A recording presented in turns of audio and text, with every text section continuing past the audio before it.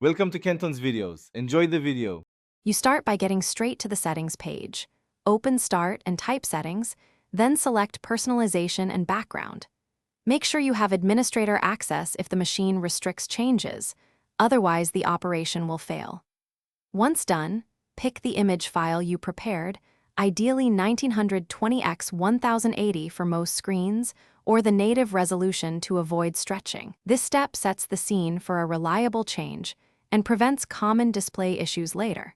Now you choose the image and instruct Windows how to place it. Click Browse, navigate to the file, and select Open. This loads it into the preview. Next, choose the Fit option. Fill avoids black bars on most screens, while Span covers multiple monitors.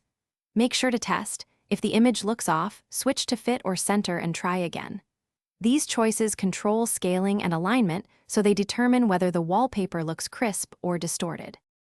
Apply the change and immediately verify on the desktop and lock screen. If everything looks correct, you're done. If the wallpaper reverts, that signals a lock from group policy, registry settings, or theme management software. Check those next. As a quick fix, restart Explorer, open Task Manager and Explorer. EXE and run it again, or reboot the PC. If the problem persists, inspect startup apps and corporate policies, because they often enforce. Thanks for watching. Consider subscribing if we helped you.